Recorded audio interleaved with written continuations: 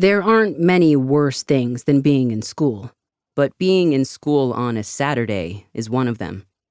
Water drips off the trees that loom like ancient sentinels over the path to the lock gates and circle the grounds all the way to the dreadwood that backs onto the school. I wonder how many weekend detentions they've watched over.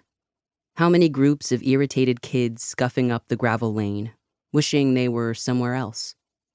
An icy droplet falls from a low oak branch, rolls down my neck and under the collar of my sweatshirt. But I see the others, 3 of them, waiting up ahead. So I make sure I don't flinch.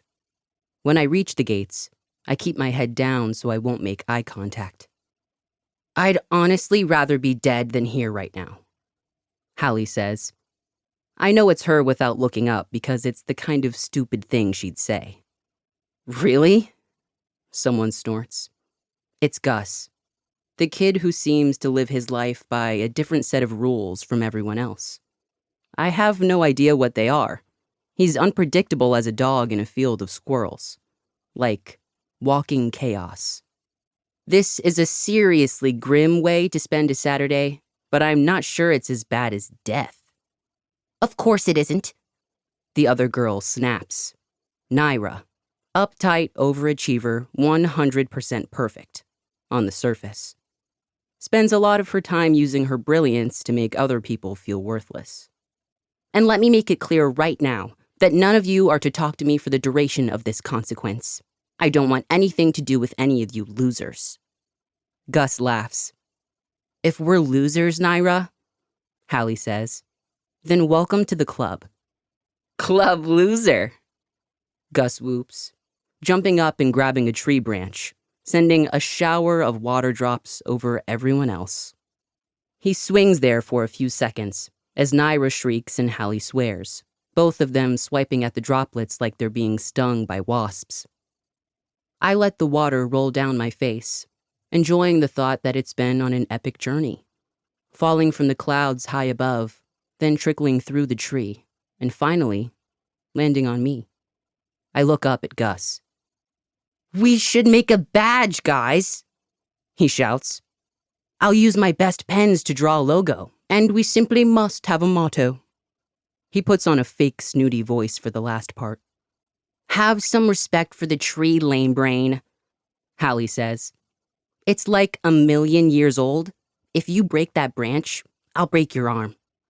Hallie uses her anger for both good and evil. It seems to me she has a ton of it stored up, and she loudly puts it on display. There are unauthorized pins on her sweatshirt, declaring her pride in being vegetarian, an LGBTQ+ ally, and a welcomer of refugees. It's just a dirty lump of wood and dry leaves, says Naira, glaring upward while smoothing her hair back. I know we're not friends, but describing me like that is hurtful, Naira. Gus drops from the branch, and I let out a snort of laughter, even though I didn't plan to.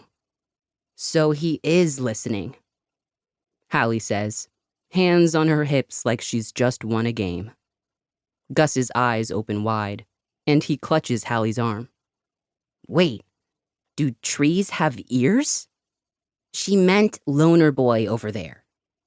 Naira tilts her head in my direction. Table flipper? Yeah, all right, tray launcher, I say. I seem to remember it was you who started the whole thing. I regret speaking as soon as the words are out of my mouth. Just like I regret lasting less than 3 months in 7th grade before getting involved in a situation that the rest of the school now refers to as the Dreadwood Riot. Riot is an exaggeration, but I can see how it led to all of us being here, in detention, on a Saturday. Anyway, let the rest of them think what they want, and don't get involved. I just have to get through the next 4 hours. The sound of someone whistling makes me turn back to the gates.